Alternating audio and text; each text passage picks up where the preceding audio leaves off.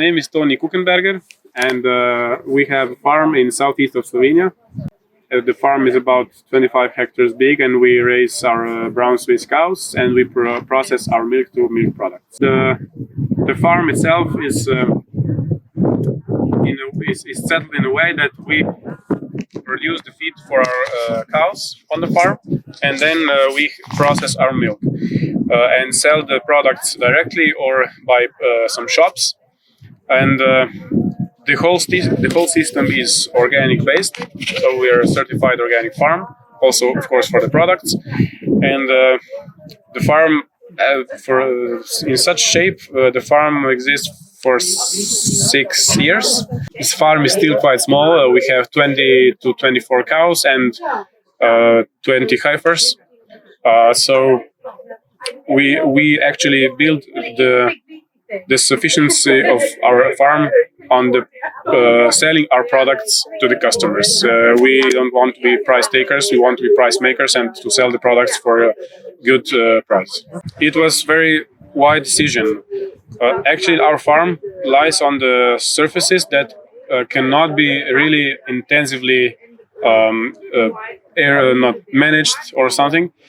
And there is actually no big difference between our work now and the work before we were organic.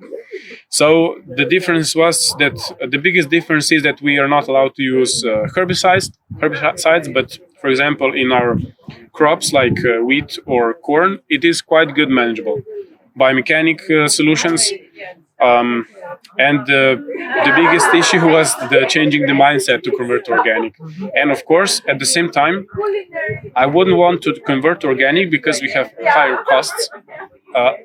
And by staying in the system that we were before, so we sold the milk to other dairy, and we have absolutely no influence on the price. We have some issues in the permanent grassland. Not that much in the arable land because, and these are the weeds that have very strong roots and they really grow well also in the drought. And we have quite big problems with the droughts, so that is a problem. But we try to manage it on some fields with grazing, because if the cows come on that young plants, they graze it. That's not a problem. And on other pastures, on the other fields, we try to manage them by reseeding the grasses so that we don't have empty spots. And we're actually trying, and we already have the papers to set the irrigation system, because in our area, when it's really dry in the summer, there is no production on the fields of the grass, so it's quite a problem. So we'll try to solve it this also.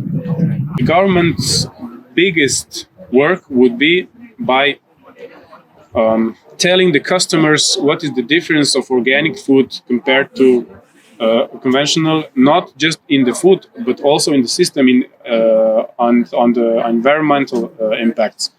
It's not just one thing, it's always the big story. And I think that people really should understand that organic food is better food, and they also should understand that better food cannot be cheap food. This really should be the biggest information. And if you ask me, the food now in the whole world is way underestimated. We have a lot of climate changes that cause big problems to farmers.